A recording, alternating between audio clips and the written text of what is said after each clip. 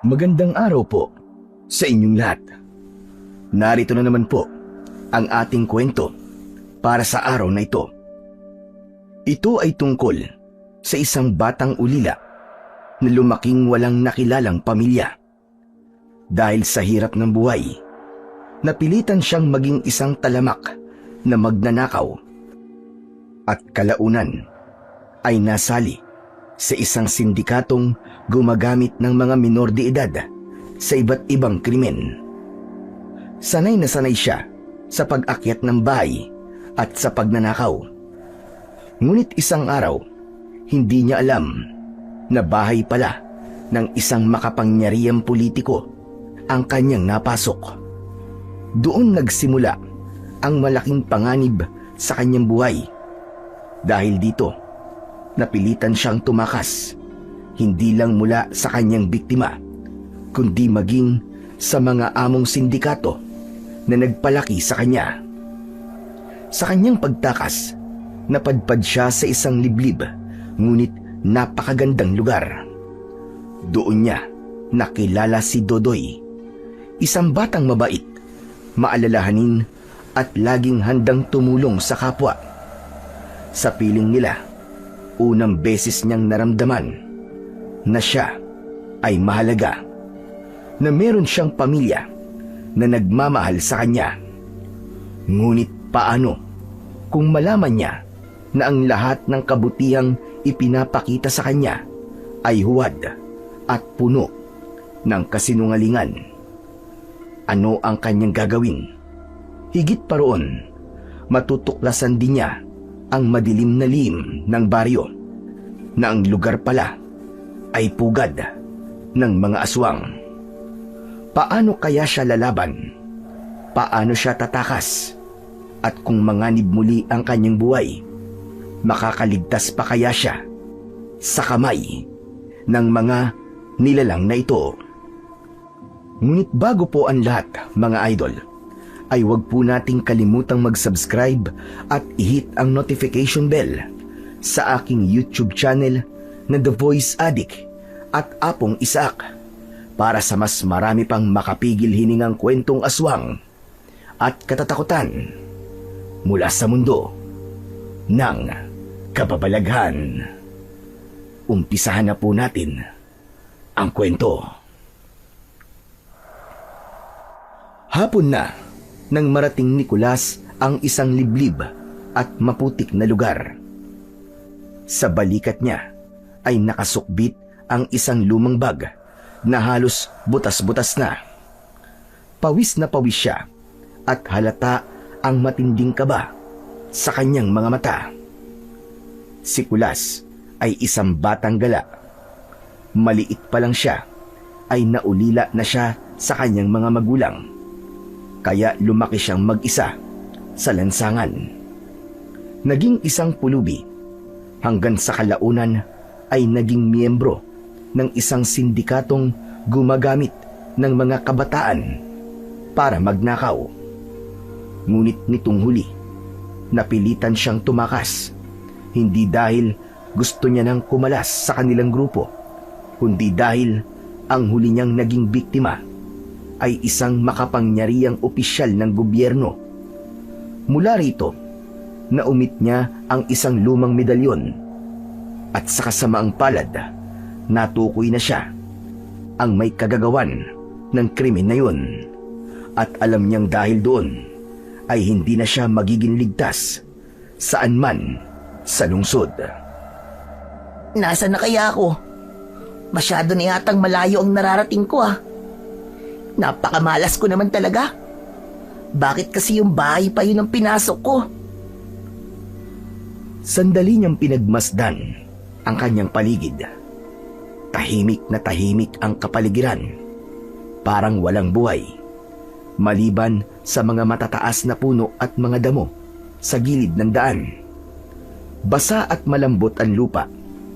Halatang hindi masyado nadadaanan ng mga tao. Wala rin siyang nakikitang mga bahay, maliban sa makipot at mahabang daanan. Diyos ko po, bahala na nga kung saan ako mapadpad. Basta, hindi na ako babalik doon. Ayoko pang mamatay, no? Masyado pa kaya akong bata. Napakagatlabi si Kulas at humigpit ang hawak sa kanyang daladalang bag. Diretso ko na to. Baka ito lang ang tanging ligtas na lugar para sa akin. Habang naglalakad ang batang si Kulas, hindi niya inaasahan na may biglang lilitaw sa kanyang daraanan. Isang matandang lalaki na sumulpot mula sa gilid ng daan. Maputla ang balat nito. Halos nakikita na ang mga ugat sa kanyang braso. Payat at medyo kuba ang likod. Bitbit ng matanda ang ilang piraso ng kahoy na tila ba panggatong, at sa kanyang bewang ay nakasukbit ang isang gulok. Huminto ito sa tapat ni Kulas at sandaling tinignan siya mula ulo hanggang paa. Nanlamig si Kulas at agad nakinapitan ang strap ng kanyang lumang bag. Handa na siyang tumakbo kung sakali. Hindi niya kilala ang matanda at hindi rin niya alam kung kaaway ba ito o isang kaibigan. At mas lalo siyang natakot nang makitang biglang napahawak ang matanda sa itak na dala-dala nito. Ngunit makalipas ang ilang sandali, unti-unting nagbago ang ekspresyon ng muka ng matanda.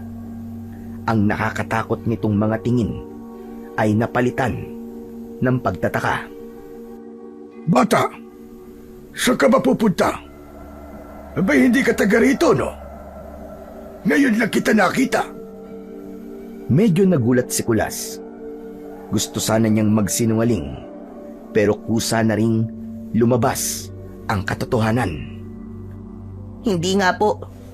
Napadpad po kasi ako dito kasi may humahabol po sa akin eh. Naghahanap lang po ako ng lugar na pwede ko pong pagtaguan. Umiling ang matanda. Bigla siya nitong pinigilan. Mabuti pa. Huwag ka nang tumuloy. Umalis ka na lang habang maaga pa. Huwag mong pasukin ang dang yan. Kapahamakan lamang ang naghihintay sa sino mang dumaraan dyan. Po? Bakit naman po? Ano po bang meron sa daang yan? May mga aswang. Kapag pinilit mo, siguradong mapapahamak ka. Napataas ang kilay ni Kulas at napatawa pa ng bahagya. Hindi makapaniwala sa kanyang narinig. Aswang? Tinatakot niyo po ba ako, Tatang? Hindi kita tinatakot, Iyo. Totoo ang sinasabi ko.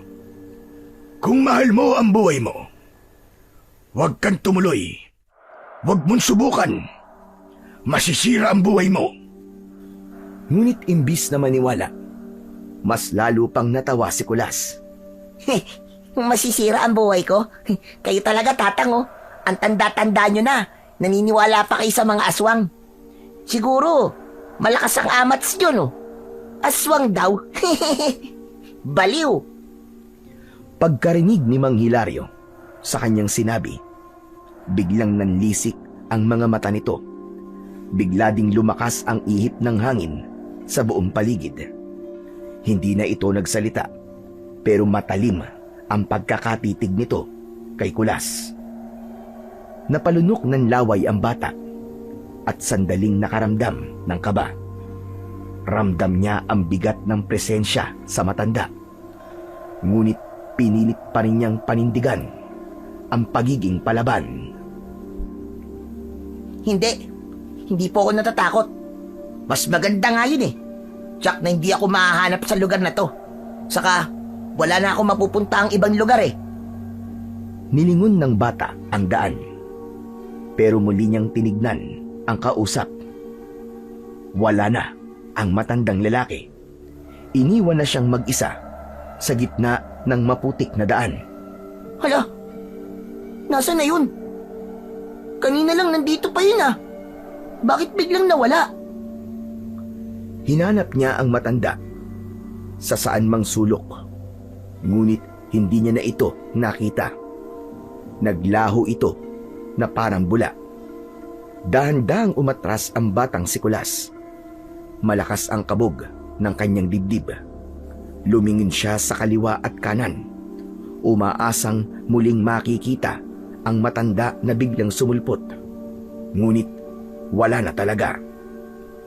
Upang mabawasan ang kabang nararamdaman, pinilit niyang isipin na baka nagtatago lang ito at sinasadya na takutin siya.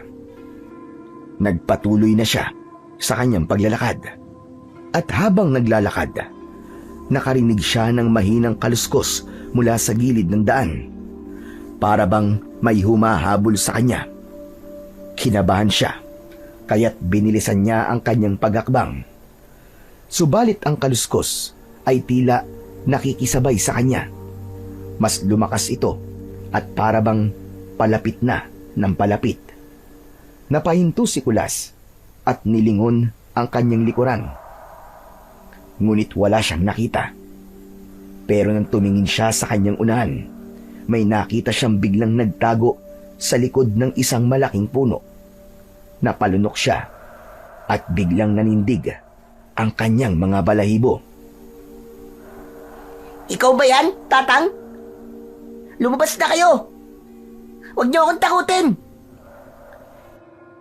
Inisip niya na pinagtitripan talaga siya ng matandang lalaki. Dahan-dahan siyang lumapit sa kinaroroonan ng puno. Paglapit niya, biglang sumilip mula sa likod ng puno ang isang batang lalaki. Halos kasing edad niya. Payat ito at nakasuot ng maganda at maayos na damit. Kapansin-pansin ang masiyahin nitong muka. Hindi ako Tatang. Bata pa ako. Sino ka? Hindi ka taga rito, no? Ngayon lang kasi kita nakita dito eh. Oo, ngayon lang ako nakapunta dito. Tsaka malayo ang pinanggalingan ko. Bata, anong pangalan mo? Dodoy, ikaw, anong pangalan mo? Ako naman si Kulas. Kulas, maganda ang pangalan mo ah. Pero bakit napadpad ka dito? Anong ginagawa mo dito? Oo, wala. Naglalakad-lakad lang. Alam mo kasi, isa akong palaboy eh. Wala akong bahay. Wala akong tinutuluyan. Kaya kung saan ako abuti ng antok, doon ako. Palaboy nga, di ba? Ganun pala. Kung gusto mo, sumama ka sa akin eh. Tara, ipapakilala kita sa mga tao dito. Baka matulungan ka nila. Napatingin si Kulas kay Dodoy. Tila nagulat sa alok nito. Hindi siya sanay na may ibang taong tutulong o magmamalasakit sa kanya. Ilang sandali siyang natahimik. Parang nag-aalinlangan kung dapat ba niyang tanggapin ang alok nito. Napayuko siya at napakamot sa batok. Halatang nahihiya at nag-iisip. Ngunit maya-maya pa, unti-unti na siyang napangiti. Talaga ba? Gusto mo akong isama, Dodoy? Oo nga. Halika, dadaling kita sa baryo namin. Sumunod ka sa akin, dali! Nauna nang maglakad si Dodoy, habang si Kulas naman ay nakasunod sa kanya. Makalipas ang ilang minutong paglalakad, natanaw na nila ang baryo. Isa itong liblib na pamayanan na tinatawag nilang Baryo Lunore. Wala namang nakikitang kakaiba si Kulas habang papasok sila sa baryo. Bukod sa tahimik at simple lang ang pamumuhay dito. Hindi tulad sa lugar na pinanggalingan niya. Isang lugar na magulo, maingay, at delikado. Habang naglalakad, napansin din ng bata na parang sinusundan siya ng tingin ng mga batang naroroon, mga matatanda at ilang kababaihan. Nakangiti ang mga ito at binabati siya sa kanyang pagdating. May ilan pang kumaway at ang ibang bata ay sinusundan sila. Tila tuwang-tuwa sa kanyang presensya. Grabe. Ang weirdo naman. Bakit sila nakatingin sa akin lahat? Hayaan mo sila. Masaya lang sila na may dayo dito sa baryo namin. Ha? Masaya? Bakit naman sila magiging masaya? Hindi naman nila ako kilala. Ngayon lang nila ako nakita. Alam mo, ganyan talaga dito, Kulas. Masiyahin ng mga tao. Halika, sumunod ka na lang sa akin. Mamaya, malalaman mo kung bakit. Naglakad pa ang dalawang bata. Ilang sandali ay biglang tumigil si Dodoy sa tapat ng isang maganda at malaking bahay. Ito ang pinakamalaki sa baryo na yon. Hindi ito tulad ng mga nakita niyang bahay kanina na karaniwang kubo lamang. Ang bahay na ito ay yari sa makakapal na kahoy. May malalaking bintana at malawak na balkonahe.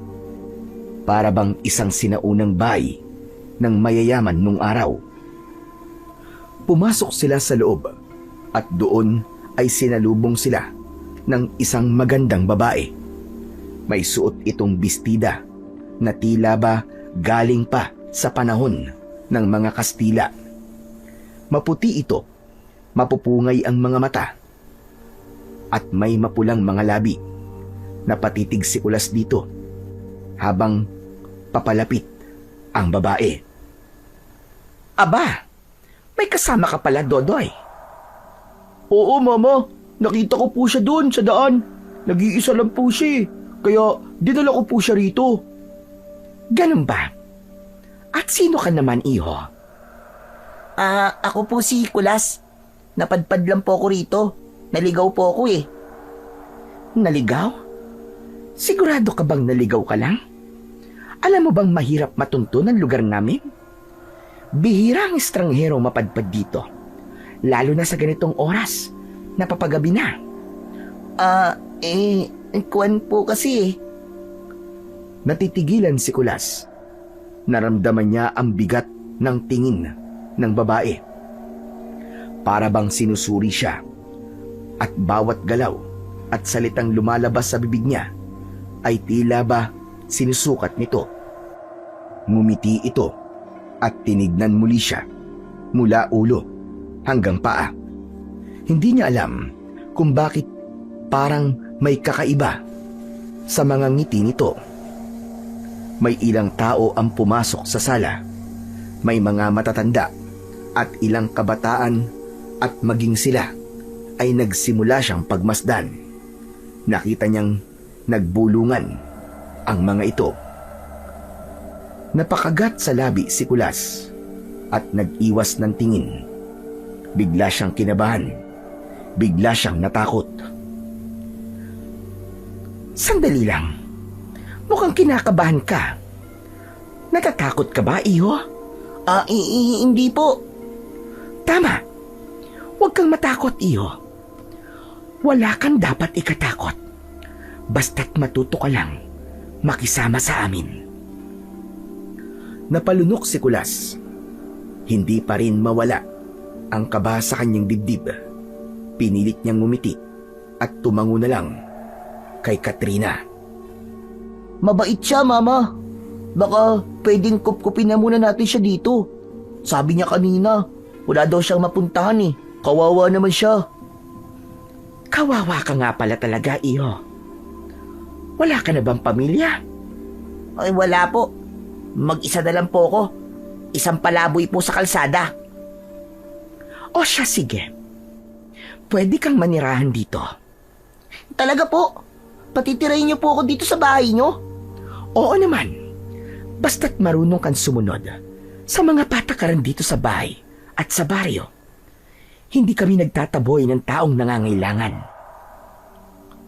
Napayuko si Kulas. Ramdam niya ang biglang ginhawa sa kanyang dibdib. Naku, maraming salamat po. Hindi ko po alam kung paano po ako makakabawi sa kabutihan ninyo. Walang anuman, iho. Halika, maupo ka muna at magpahinga. Dodoy, tawagin mo nga si Inday sa kusina at pakisabi na ipaganda ng pagkain si Kulas. Sige po, Mama. Mabilis na tumakbo palabas ng sala si Dodoy at tumuloy sa kusina. Masiglang tinawag nito ang kanilang kasambahay. Naiwan si Kulas sa sala kasama ang ginang. Kailan ka pala padpad dito, iho? Kanina lang po. Nanggaling po ako sa kabilang bayan. Tapos, napadpad na lang po ako dito. Hindi ko po alam kung saan nahahantong eh. Pero buti na lang po, nakita ko po si Dodoy. Sandaling katahimikan ang bumalot bago dumating si Inday na may daladalang bandihado ng pagkain. May kanin, nilagang manok at gulay na galing sa baryo. Kaagad nilang inilapag sa mesa. Salamat, Inday. Kulas, halika na. Kumain ka muna. Siguradong gutom ka na. Nag-atubili si Kulas, pero nang makita ang nakahain, agad siyang nakaramdam ng pagkalam ng tiyan. Nakakahiya po. Ano ka ba? Wala kang dapat ikahiya. Sige lang, kumain ka lang. Dito, hindi ka namin pababayaan. Umupo si Kulas at agad siyang inalok ng plato ni Inday. Nagsimula siyang kumain. Tahimik siyang ngumuya at habang ginagawa yon, ramdam niya ang init at kabusugan na matagal niya nang hindi nararanasan. Ano, Kulas? Masarap ba? Oo, sobra. Salamat ha. Hindi ko alam kung kailan ang huli kong kain ng ganito. Talaga ba? Kung ganun huwag kang mahihiya. Kumain ka lang ng kumain, Kulas. Ang bait niyo naman po. Hindi ko kalain na may mga taong tatanggap sa akin ng ganito. Sanay kasi ako na palaging nakikipagsapalaran sa lansangan eh. Tapos po, kapag nanghihingi ako ng tulong sa iba, palagi po akong tinataboy. Hindi naman kasi pare-pareha sa mga tao, Kulas. Dito sa baryo namin, mababait ang mga tao dito. Pinapahalagahan namin ang pagtulong sa kapwa. Kung sino man ang nangangailangan, tutulungan namin. Napangiti si Kulas sa sinabi ng senyora. Unti-unti ang kaba at takot na nararamdaman niya kanina ay biglang nawala. Salamat po, Aling. Huwag mo kong tawaging Aling. Katrina ang pangalan ko. Ang tawag nila sa akin dito ay Senyora. Senyora Katrina. Sige po, Senyora Katrina. Pasensya na po Hindi ko po alam eh. Napakamot ng ulo si Kulas habang nakayuko. Kita sa mukha niya ang hiya at pagkailang. Senyora Katrina. Salamat nga po pala sa lahat ng to Tatanawin ko po itong malaking utang na loob.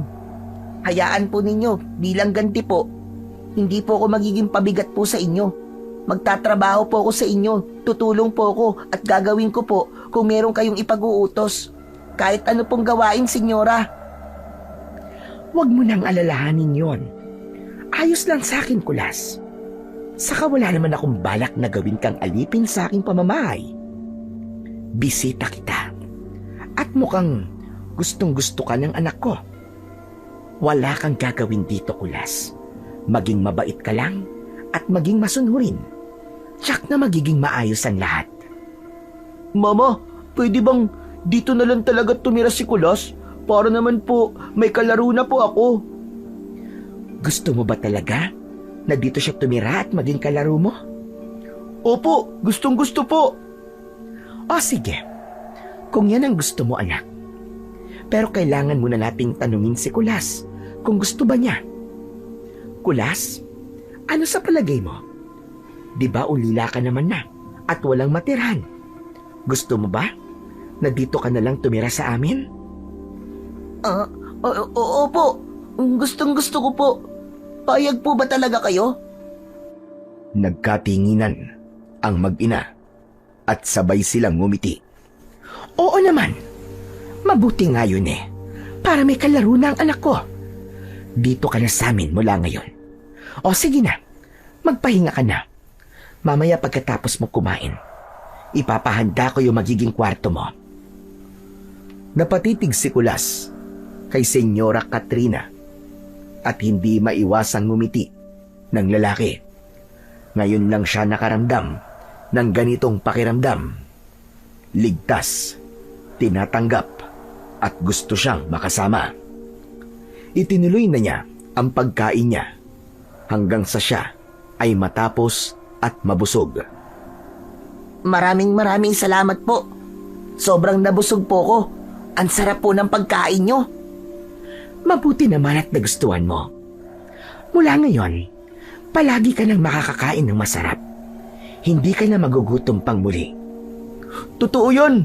Alam mo, may mas masarap ang pagkain dyan at ihahain din yun sa tuwing nagkakaroon ng piyesta dito. Nako, kung yun ang matitikman mo, sigurado akong hahanap-hanapin mo. Talaga? Ano naman pagkain yun, Dodoy? Naku, tama na nga yung pag-uusap nyo. Mabuti pa habang hinihintay na maayos ang silid niya. Maglaro na muna kayong dalawa. Oo mama, siya nga po pala. Pwede po bang ipakita ko kay Kulas yung mga laruan ko? Hala, sige. Pero saglit lang ha. Huwag mong masyadong pagurin si Kulas. Kapag ayos ng kwarto, pagpahingahin mo na muna siya. Opo mama.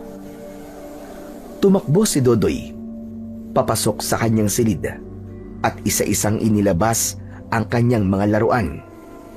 May makinang na tren na gawa sa bakal, isang digulong na kabayong kahoy at ilang magagarang laruan na halatang pangmayaman.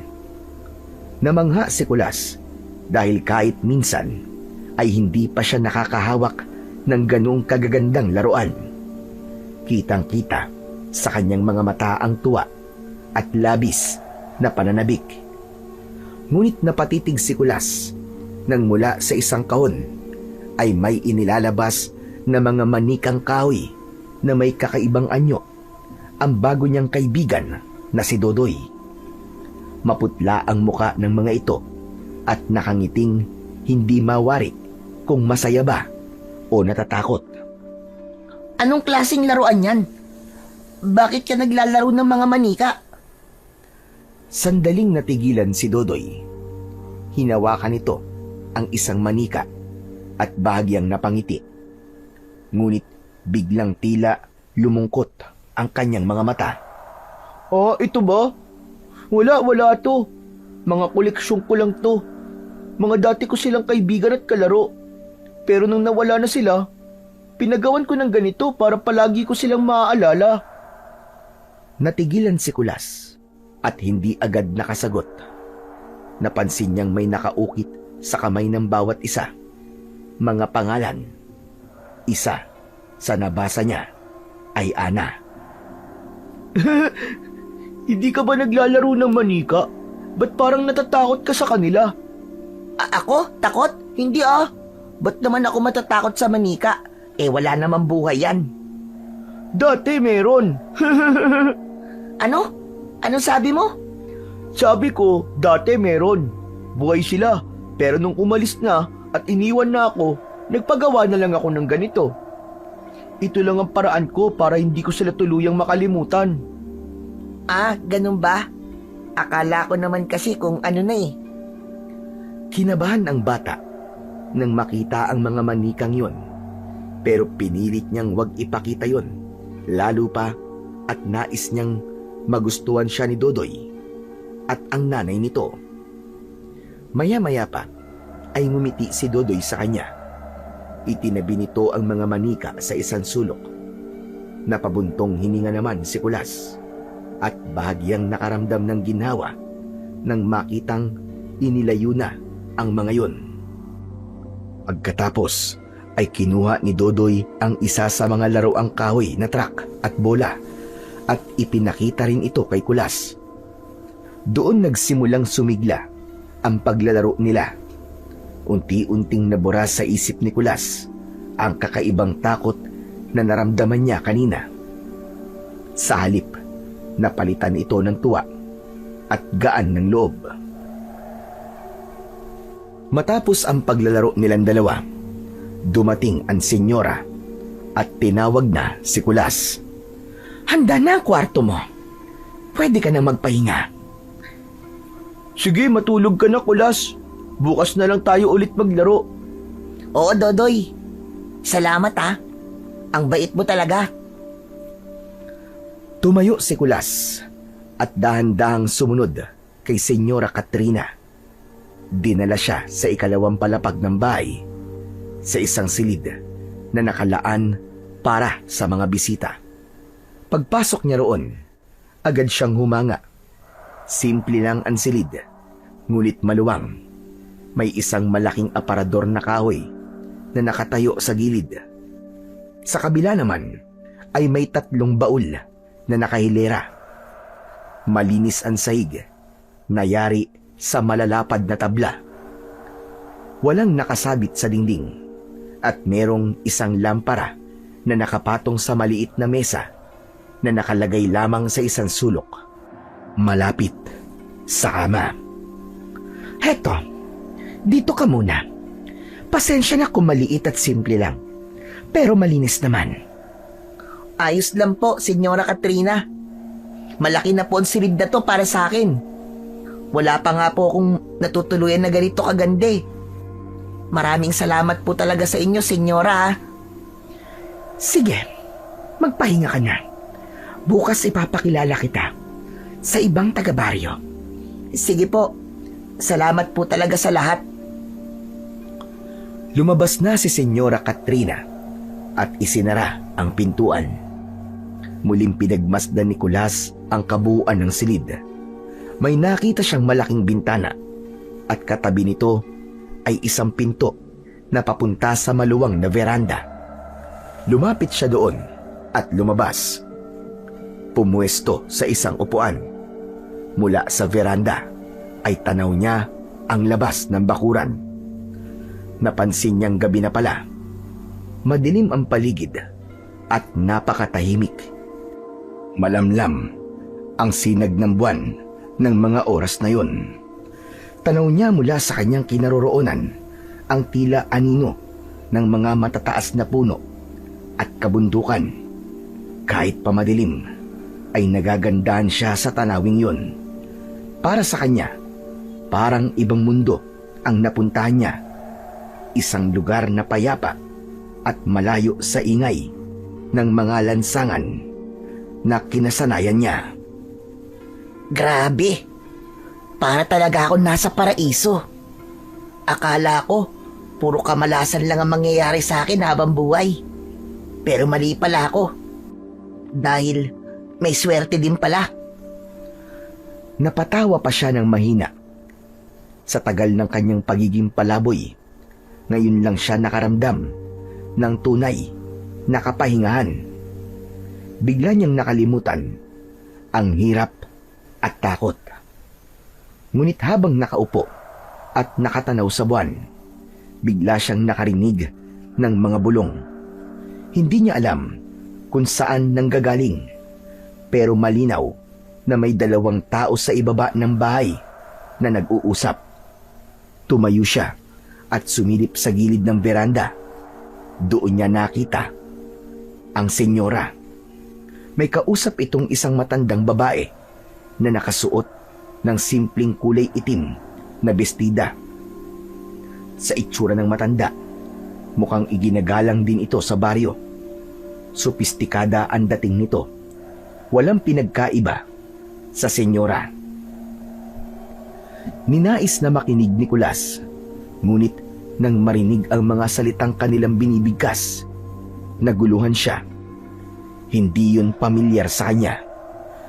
Para bang isang lumang wika o katutubong salita na hindi niya maunawaan. Narinig na niya ang tono. Minsan mababa, minsan ay may diin, ngunit hindi naman niya maintindihan.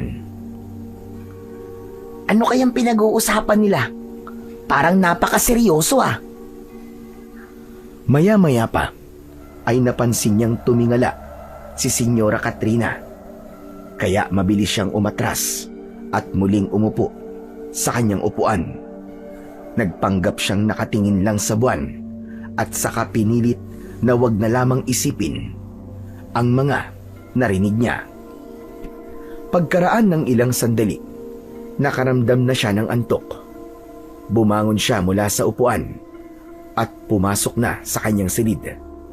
Hindi niya isinara ang pinto ng veranda dahil gusto niyang pumasok ang malamig na hangin mula sa labas.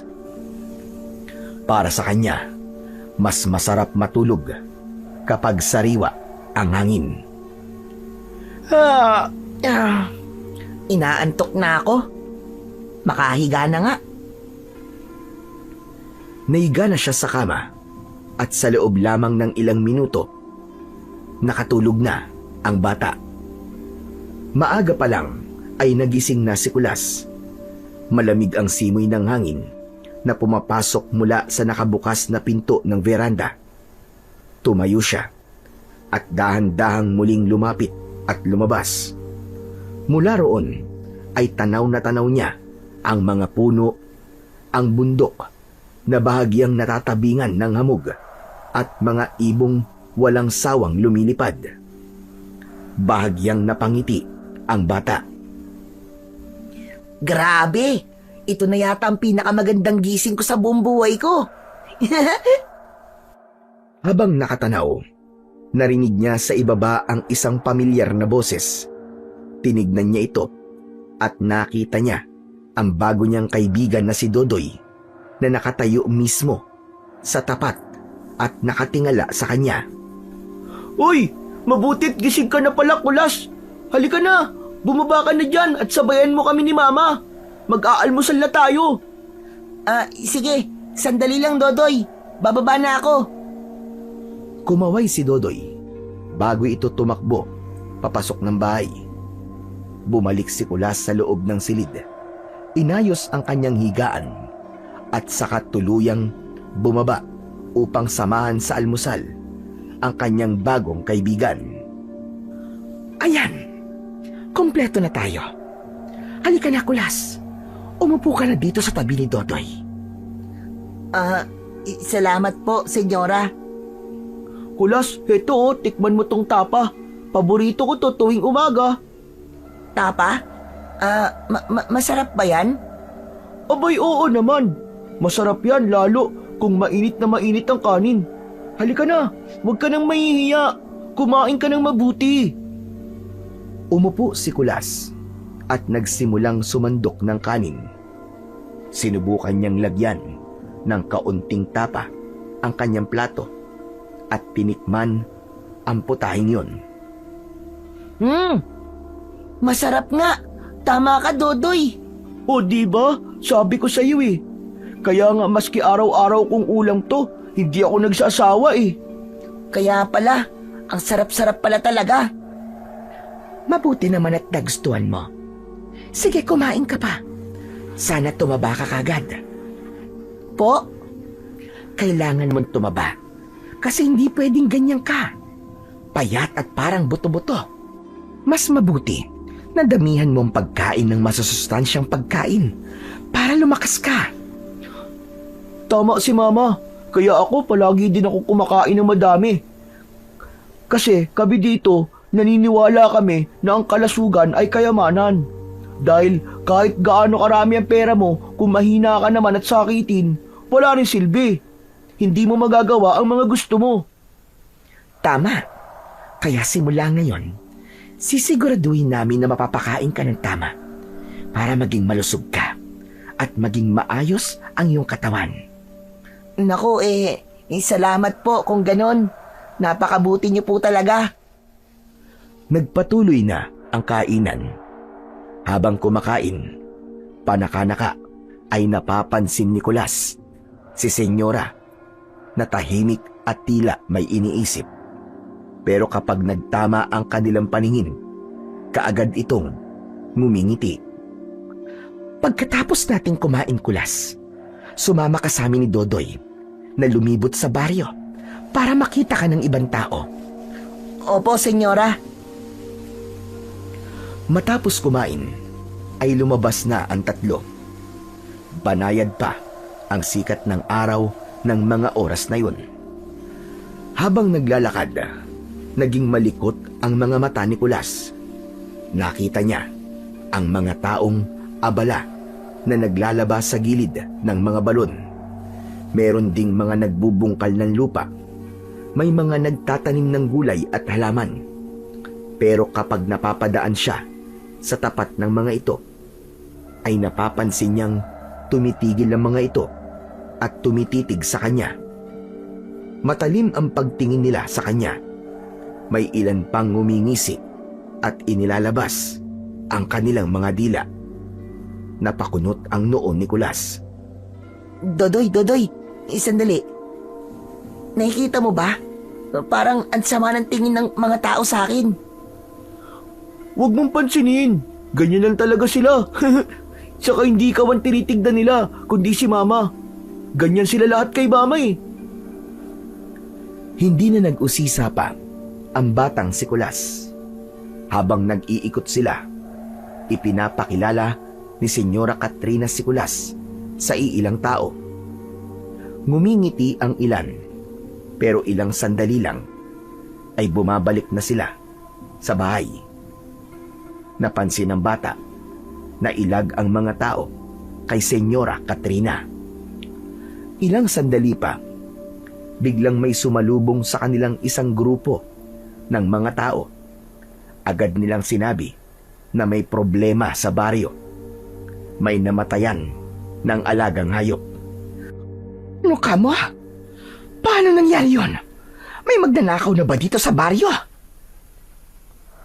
Walang makasagot sa mga tao. Hindi sila makasagot dahil hindi talaga nila alam kung ano ang nangyari. Hindi sila pwedeng magbigay ng anumang impormasyon hanggat hindi nila naiimbestigahan ang totoong nangyari. Lintik na yan. Kung ganon, ay may nananabutahin na dito sa baryo. Sige, dalhin niyo kami doon. Ako mismo mag-iimbestiga. Agad silang nagtungo sa lugar. Sumunod kay Senyora Katrina ang dalawang bata at pagdating nila, agad silang natigilan. Halos manlaki ang mga mata ni Kulas sa kanyang mga nakita. Sa bakuran ng isang maliit na kubo, nakahandusay sa lupa ang ilang piraso ng mga manok at isang baboy. Hindi lang ito basta pinatay, kundi niluray-luray ang katawan. Ang mga manok na halos durog ang ulo at nagkalat ang mga balahibo. Ang baboy naman ay nakatagilid at ang tiyan ay hiniwa at wala nang lamang loob. Nagkalat ang dugo sa lupa. Bumuo ng tila mapulang guhit na dumadaloy hanggang sa gilid ng bakuran. Nasa tabi ng mga ito ang may-ari ng mga hayop, isang matandang lalaki na nakaluhod at walang tigil sa pag-iyak. Sige na. Ako na ho ang bahala dito, Manggusting. Aalamin ko kung sino ang pumeste sa inyo. Hindi ko to palalampasin. Magbabayad ang gumawa nito. Samantala, napansin naman ni Dodoy na natulala si Kulas. Kulas, ayos ka lang ba? Hindi, Dodoy. Ngayon lang kasi ako nakakita ng ganito. Ano ba nangyari? Hindi ko rin alam eh. Ngayon lang may nangyaring ganito sa baryo. Grabe naman yung gumawa nito. Kawawa naman yung may-ari ng hayop. Inilagaan ng matagal, tapos uunahan lang. Ano ka mo? Uunahan? Oo, uunahan lang na makain yung mga alaga. Mahirap din na mag-alaga ng hayop ha, tapos ibang makikinabang. Pero bakit ganyan ang paraan ng pagpatay? Parang hindi yata tao may gawa niyan. May gumagala ba ditong mabangis na hayop? May mga mababangis na hayop galing dun sa gubat at bundok. Pero hindi naman pumupunta ang mga yun dito eh. Kaya imposible na silang gumawa nun. Nakakatakot naman. Huwag kang matakot, Kulas. Nandito naman kami. At si Mama ang kinatatakutan dito. Nirerespeto siya dahil siya ang pinuno dito eh. Siya ang pinakamakapangyarihan. Itong nangyayaring to, mareresolba niya to panigurado. Magaling ang mama ko, maniwala ka. Alam niya kung paano harapin ang mga ganitong bagay. Pero ano kaya ang gagawin niya? Paano niya malalaman kung sino ang gumawa nito? Yun ang di ko alam. Pero sigurado ko na mag-iimbestiga siya sa buong baryo at sa buong paligid. Humanda talaga ang lapastangan na yon. Hindi niya alam kung sino ang kinakalaban niya. Muling napatingin si Kulas sa mga patay na manok at baboy at bigla niyang naalala ang matandang lalaki na nakasalubong niya sa daan na nagsabing may aswang sa baryo. Hindi kaya aswang ang may gawa nito? Aswang? Walang aswang dito, Kulas. Imposible na pasukin kami ng mga aswang. Takot lang nila, no? Teka, bakit mo nga pala nasabi yan? Naniniwala ka ba sa mga aswang? Hindi. Bigla ko lang kasi naalala yung matandang lalaki na nakasalubong ko kahapon sa daan. Bago tayo magkita, binalaan niya ako na wag na akong tumuloy. Ano ka mo? Matandang lalaki? Sino ba yun? Pwede mo bang ilarawan kung ano ang itsura niya? Matanda na siya tapos maputla ang balat niya saka payat ang katawan. At yung mga mata niya, grabe kung tumitig. Talaga? Ano sabi sa'yo? Ba't ayaw kanyang tumuloy dito? Ang sabi niya kasi, may aswang daw dito. Delikado daw, kaya yun, pinipigilan niya ako. Ganun ba? Huwag kang maniwala kagad sa kwento ng mga matatanda, Kulas. Maraming sinasabi ang mga ito na minsan hindi naman totoo. Kumbaga'y parang nananakot lang. Kaya nga naisip ko nga kahapon na baka malakas lang ang amats niya. Abay, malakas talaga. Loko talaga yung matandang yun. Sisirain pa ang reputasyon ng baryo namin. Habang nag-uusap ang dalawang bata, biglang lumapit sa kanila si Senyora Katrina. Tumigil sila sa pagsasalita at buong atensyon na nakatuon sa kanya. Kayong dalawa, Dodoy at Kulas, mabuti pa ay mauna na kayong umuwi sa bahay. Susunod na lang ako sa inyo maya-maya. Kailangan muna naming mag-usap-usap ng mga matatanda para malaman namin kung ano ang gagawin sa nangyaring problema. Sige na. Opo, Senyora Katrina. Sige, Mama, uuwi na po kami. Nagpaalam na ang dalawang bata at dahan-dahang naglakad pabalik sa kanilang bahay. Pagkatapos nilang makauwi, mabilis na lumipas ang oras at pagkatapos ng hapunan, si Kulas ay muling umakyat na sa kanyang kwarto. Sinimulan niyang ayusin ang higaan at pagkatapos ay kinuha ang kanyang dalang bag. Doon niya muling nakita ang bagay na naging dahilan kung bakit niya iniwan ang lungsod. Hinawakan niya ito at pinagmasdang mabuti. Namangha siya sa mga nakaukit sa mismong medalyon. Sa gitna nito ay may mga simbolo, parang mga alon ng apoy. Bakit kaya dahil dito parang handang pumatay ang politiko na yun? Ano kayang meron sa medalyon na to? Dahil kaya gawa to sa purong ginto? Kaya mahalaga? Wala siyang nakuwang sagot sa kanyang sariling mga tanong. Kaya naman, hinayaan na niya ang kwintas sa kanyang leeg. Kinuha niya ang ilang pirasong damit at inilagay sa aparador. Matapos niyang ayusin ang silid, nagpunta siya sa veranda para muling lumanghap ng sariwang hangin. Nakita niya mas maliwanag na ang buwan ng gabing yun at marami na ring mga bituin. Ang ganda talaga dito. Ngayon ko lang nakita na masarap palang panoorin ng mga bagay na hindi ko pinapansin dati. Huminga siya ng malalim. Dinama ang malamig na hangin na dumadampi sa kanyang balat. Samantala, naging tahimik naman ang ilang sandali. Ngunit makalipas lamang ang ilang saglit, muli siyang nakarinig ng nag-uusap. Parang may nag-aaway. Pinakinggan niya ng maigi ang mga boses hanggang sa nakilala niya ang tinig ni Dodoy at ni Senyora Katrina. Pinakinggan niya pa ito ng maigi at napagtanto niyang mukhang nagtatalo nga ang mag-ina. Parang pinapagalitan ng senyora ang kaibigan niya. Inisip na lang niyang baka naman may nagawang mali si Dodoy. Kaya dinidisiplina. Hindi ko naman kasi kasalanan yun eh. Siya ang dapat na magbayad, hindi ako. Siya ang dapat mong pagalitan. At siya ang dapat na sinasaktan mo, aray. Tama na po. Ano ba? Ayoko na sabi. Tama na po. Habang naririnig niya ang mga boses, dahan-dahan siyang nakaramdam ng antok. Kaya naman, bumalik na siya ng kama at natulog. Hinayaan na lamang niya ang mag-ina at hindi na siya nakialam sa mga ito. Maya-maya ay narinig niyang tila humahagulgol na si Dodoy, pero hindi pa rin gumawa ng kilos si Kulas. Hinayaan lang niya. Hindi siya nakialam sa away ng mag-ina. Ilang sandali pa ay tuluyan na siyang nakatulog. Samantala, ilang oras ang nagdaan nang bigla siyang nagising.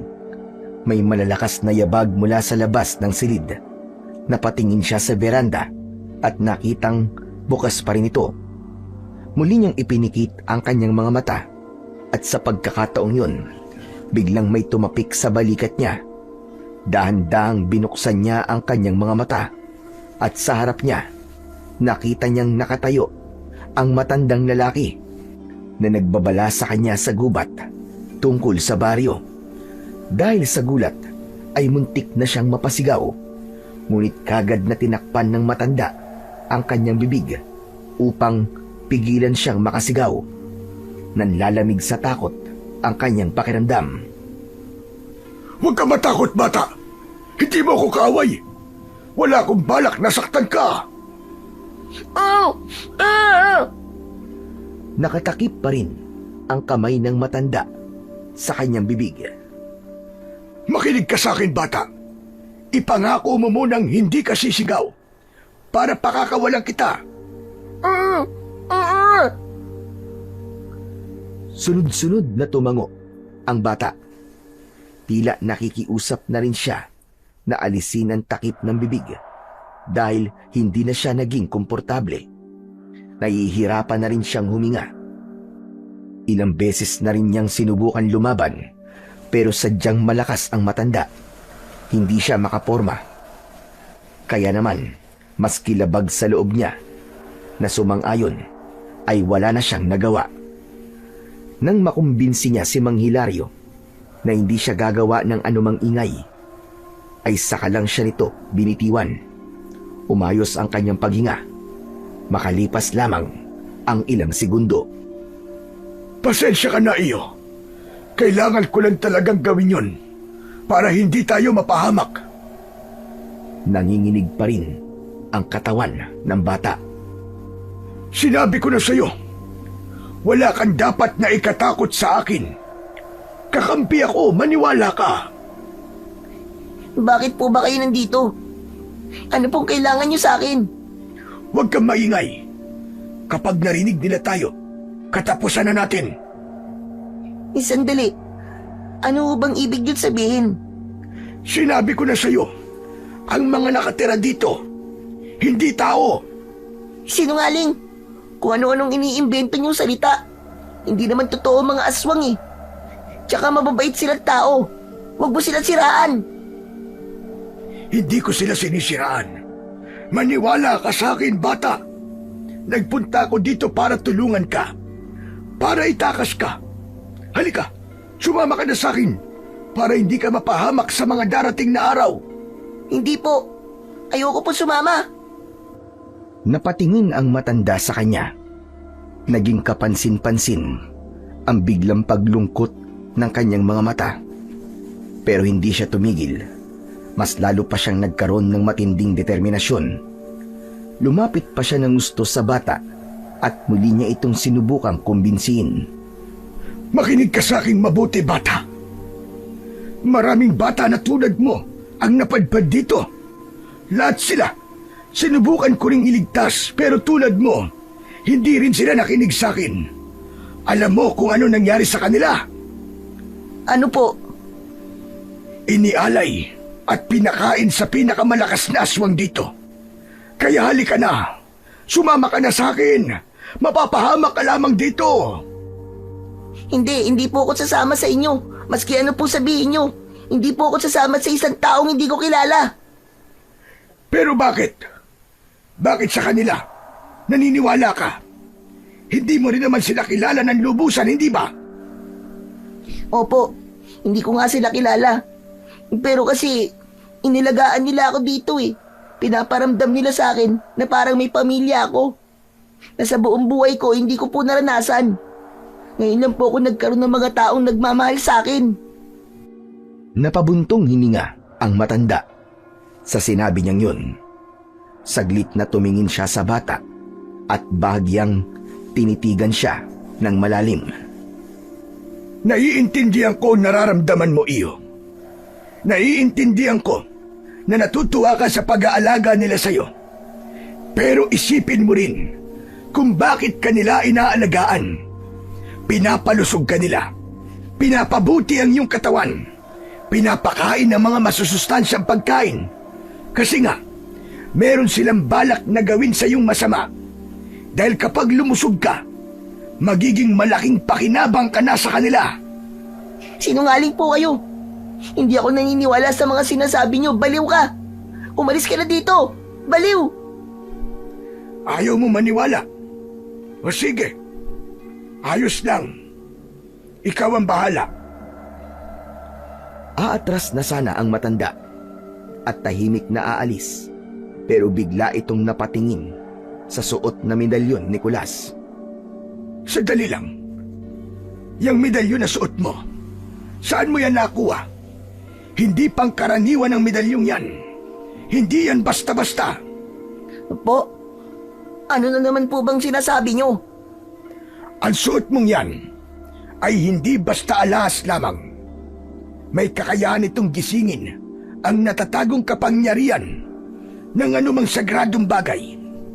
Kahit ano, mabuti man o galing sa masama, maaari nitong palakasin at ilabas ang lakas na nakatago. Talaga po ba? Oo, ang sino mang may gintong medalyon ay may kakayahang protekta ng sarili sa iba. Basta alam kung paano ito gamitin ng tama, mapapalakas nito ang kahit na anong klaseng sandata o maging ang iyong kakayahan. Pero teka, hindi mo pa sinasagot ang tanong ko. Bakit ka may ganyan? Saan mo yan nakuha? Ibinigay po sa akin to ng isang albularyo. Tama, isang albularyo po. Ipinamana niya po sa akin. Hindi niya sinabi ang totoo sa matanda. Pinili niyang magsinungaling ng konti para hindi na magtanong pa ng marami si Mang Hilario. Ganun ba? Teka, hindi ka ba talaga sasama sa akin? Hindi po. Ay nako, sige. Kung ayaw mo talaga, hindi kita pipilitin. Pero bago ko umalis, gusto kong malaman mo na ilang beses ko na rin ginagawa to. Ilang beses ko nang sinubukang iligtas ang mga inosenteng bata na katulad mo. Napatitig si Kulas kay Mang Hilario. Sinusuri nito ang katotohanan sa kanyang mga mata. Totoo ang sinabi ko, bata. Nagsimula ito nang mapadpad sa baryong ito ang nag-iisa kong apo. Nangyari yon matapos na maglayas siya dahil sa galit niya sa kanyang mga magulang na walang tigil sa pag-aaway. Subalit huli na nang malaman kong dito siya napadpad at hindi ko siya nailigtas. Talaga po? Oo, totoo ang lahat ng mga narinig mo. Kaya nga mula noon, Nangako ko sa sarili ko na gagawin ko ang lahat para hindi na maulit ang nangyari kay Jun at sa ibang bata. Minsan, naisip ko ring gantihan sila. Pero napakalakas ng puwersa ng mga nilalang na nakatira dito. Hindi ko sila kayang labanan na mag-isa. Nanahimik si Kulas. Sa sandaling yon, tila unti-unti siyang nakukumbinsi ng matanda. May ilang bahagi sa kanyang isipan na nagsasabing baka nga totoo ang sinasabi nito at kailangan niyang makinig. Ngunit nang maalala niya ang kalunos-lunos na pangyayari sa mga alagang hayop, muli siyang nagduda. Naisip niyang imposible namang mag-iimbestiga ng maayos ang mga tao sa baryo kung alam naman nila sa sarili nilang aswang sila at posible na isa sa kanila talaga ang may gawa ng bagay na yon. Para sa kanya, hindi magiging malaking problema ang pangyayari kung talagang mga aswang ang nakatira sa baryo. Sige bata, aalis na ako. Pero bago ko gawin yon, pwede ko bang dasalan ng iyong medalyon? Ha? Bakit po? Wala lang. Gusto ko lang dagdagan ng kapangyarihan natin. Dadagdagan niyo po? Bakit? Ano po ba kayo? Albularyo? Hindi na sumagot ang matandang lalaki. Bagkus ay mabilis nitong hinawakan ang medalyon at diretsyong umusal ng dasal sa wikang Latin. Wala nang nagawa ang bata kundi ang pakinggan at pagmasdan ang ginagawa ni Mang Hilario. At nang matapos, tumindig na siya at nagsimulang magpaalam. O siya, tapos na. Aalis na talaga ako. Maiwan na kita ha. Kasi wala naman na talaga akong magagawa kung ayaw mo makinig. Sa ngayon, ay hahayaan na muna kita. Tutal, mukhang kaya mo naman na lumaban kung sakali. Kasama mo ang medalyong yan. Isang makapangyarihang bagay na proteksyon mo sa anumang panganib. Mag-iingat ka dito, bata. Maging mapagmatsyag ka. At kung may makita kang kakaiba, tumakas ka na kagad. Huwag mo nang hintayin na malaman nila na may alam ka na. Matapos ang huling babala, dahan-dahang umalis na ang matandang lalaki.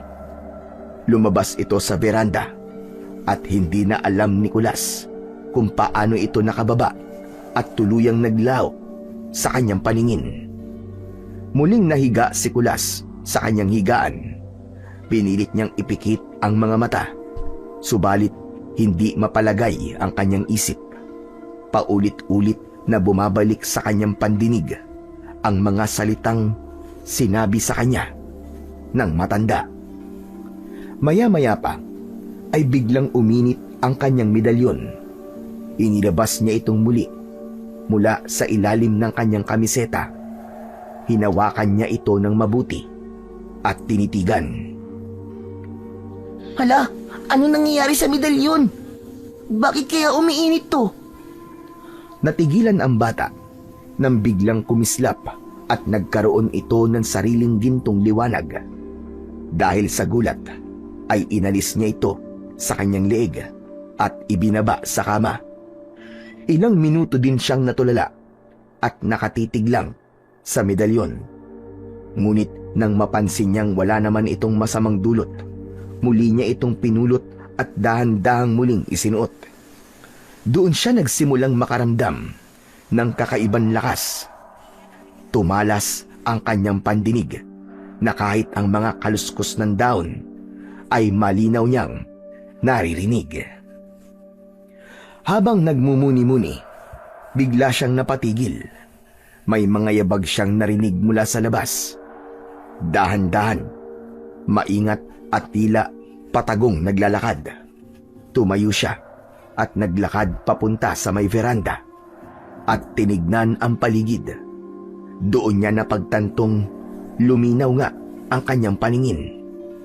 Sa labas, nakita niya ang ilang tao mula sa baryo. Pamilyar sa kanya ang ilang muka. Kakaiba ang kilos ng mga ito Hindi sila nag-uusap. Maingat ang kanilang mga galaw at naglalakad patungo sa iisang direksyon. Lalong nagdulot sa kanya ng kilabot ang kanilang kasuotan. Ang bawat isa sa kanila ay nakasuot ng itim na sotana na animoy gamit sa isang ritual o seremonya. Habang pinagmamasdan niya ang mga ito, nakaramdam siya ng kaba at takot. Ano nangyayari? Saan sila papunta? Nagpasya siyang sundan ang grupo. Tahimik siyang bumaba ng bahay at naglakad ng dahan-dahan. Nagtatago siya sa likod ng mga puno o sa matataas na damo habang sinusundan niya ang mga ito. Hanggang sa nakarating sila sa may paanan ng bundok. Habang palalim ng palalim ang gabi, mas lumalakas ang naririnig niyang tila sabayang pagdarasal o pag-oorasyon. Ang mga boses ay parang nanggagaling sa ilalim ng lupa. Ramdam niya ang takot, pero nagpatuloy pa rin siya. Maya-maya pa ay nakarating sila sa isang malawak na clearing sa gitna ng gubat. Doon bumungad sa kanya ang isang malaking kuweba. Ang bungad ay napapalibutan ng mga sulo at naglalagablab na apoy. Diyos ko, ano kayang meron sa loob ng kuwebang ito? Hinakbang niya ang kanyang paa upang mas lalong makalapit. Pero biglang may humablot sa kanya.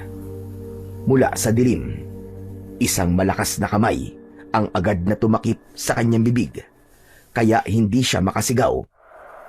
Ako to, bata! Ako to! Huwag kang maingay! Binitiwan ni Mang Hilario ang bibig ni Kulas. Ano? Ikaw na naman? Ako nga. Hinaan mo lang ang boses mo. Ano bang ginagawa mo rito? Gusto mo na bang mamatay? Hindi po. Gusto ko nang naman malaman kung anong meron po sa loob. Bakit po sila pumasok sa malaking kuweba na yan? Hindi pwede. Hindi ka pwedeng pumasok dyan. Ha? Bakit naman po? Kilala naman po nila ako. Hindi po nila ako sasaktan. Lalo na't alam nilang kay Senyora ako nakatira. Delikado sa loob niyan. Ang mga taong nakita mo na pumasok dyan, hindi sila basta tao. Tulad ng palagi kong sinasabi sa'yo, mga aswang sila at matagal ko na silang minamanmanan. Natahimik bigla si Kulas. Nakita niyang seryoso talaga ang matanda habang sinasabi ang mga katagang yun. Nagsasagawa sila ng ritual sa loob ng kuwebang yan. Diyan nila pinapalakas ang kanilang kapangyarihan at higit pa ron, diyan sila kumakain ng laman ng tao o ng mga hayop. Ano po? Laman ng tao? Oo, bata, laman ng tao. Ang kuweba na yan, ang pugad ng kasamaan nila. Kung papasok ka, hindi ka na makakalabas ng buhay panigurado. Kaya't pakiusap, magtago ka na lang. Makalipas ang ilang sandali ng nakakabinging katahimikan, nagsimula ng lumabas ang mga pumasok sa kuweba. Nanatiling nakakubli si Kulas at si Mang Hilario, nakaluhod sa makapal na damuhan. Napasinghap si Kulas nang makita ang mga ito. Hindi na tao ang lumalabas sa kuweba, kundi mga nilalang na may nakakatakot na anyo. Ang kanilang mga kuko ay matutulis at mahaba. Ganon din ang kanilang mga pangil at dila. Kakaiba ang kanilang lakad. Medyo nakuba ang kanilang mga likod. Maitim at mabalahibo ang kanilang katawan. At ang kanilang mga mata, kasing pula ng dugo. Diyos ko, totoo nga ang sinabi nyo. Yan ang sinasabi ko sa'yo. Siguro naman ngayong nakita mo na, makikinig ka na sa akin. Hindi na nakasagot pa si Kulas sa matanda. Biglang lumitaw mula sa loob ng kuweba ang isang babaeng puno ng otoridad. Lahat ng mga aswang na naroroon ay nagbigay ng galang sa kanya. Diyos ko po! Si Senyora Katrina! Hindi makapaniwala si Kulas na nakikihalubilo ang babae sa mga ganitong klase ng nilalang. Ngunit ang mas ikinagulat niya ay nang biglang nagbago ang anyo nito. Siya mismo, ang babaeng kumupkup sa kanya, nagpakain at nag-aruga ng halos ilang araw, ay pinuno pala ng mga aswang. Ang kanyang anyo, ang pinaka nakakatakot sa lahat. Ang pinunong ito ay may katawang mahaba at payat na halos kasing taas ng puno ng nyog. Ang kanyang balat ay kulay abo at kulubot. Ang kanyang mga kuko ay singhaba ng mga itak na kumikislap kapag natatamaan ng liwanag ng buwan. Ang ulo niya ay hugis tao pa rin, ngunit may mahaba siyang sungay at mula sa kanyang bibig lumalabas ang dila na parabang sa ahas. Ang kanyang mga mata, ang pinaka nakakatakot sa lahat. Malalaki ito at napakapula. Ang kanyang tinig ay basag at mababa, parang nanggagaling sa hukay. At sa kanyang bawat pagakbang, naririnig ang lagutok ng kanyang mga buto. Tumayo ito sa gitna nila. Mga kasama, nalalapit na ang oras. Malapit na magpakita ang bilog na buwan. Lahat ng naroroon ay biglang nagdiwang. Sumigaw sa galak, subalit hindi si Kulas. Mas lalo pa siyang pinanghinaan nang makita niyang nasa tabi ng mabangis na halimaw si Dodoy. Sa wakas, Mama!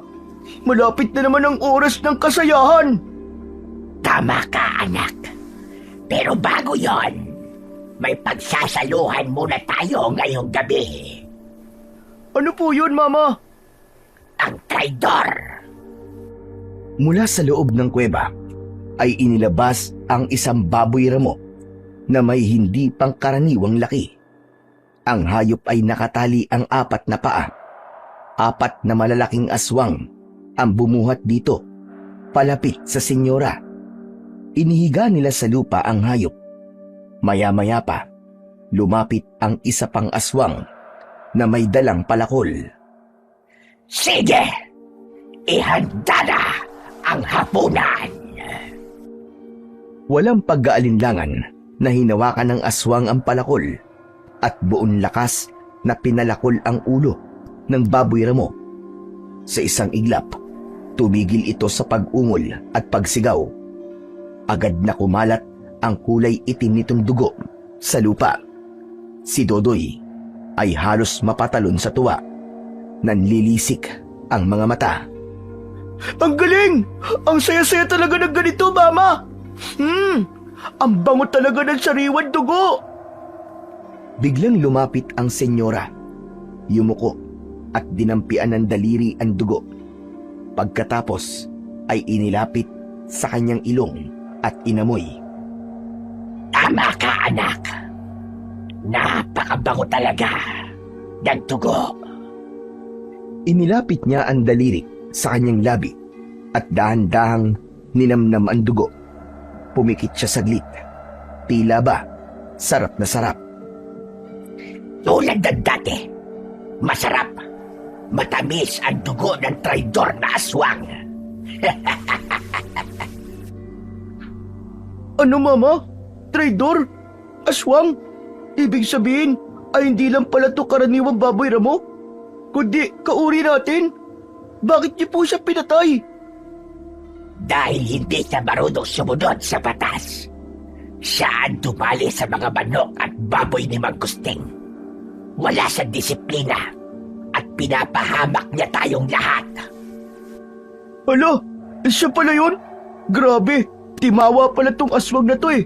Tama lang sa kanya ang parusa na yan. Oo, timawa talaga. At ngayong gabi, ginawa ko siyang halimbawa. Tandaan niyo ito, walang aswang ang pwedeng mameste sa hindi niya pag-aari. Ang ginawa niya ay katraidoran, kaya kamatayan ng kapalit. O ano? Kayong lahat? Narinig niyo ang sabi ng mama ko. Ganito ang kaparusahan sa magtatraidor.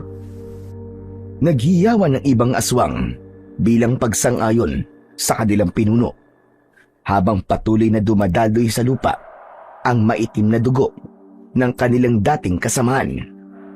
Sige na! Kainin niya ang karne ng traidor. Ito na ang magiging hapunan natin ngayong gabi.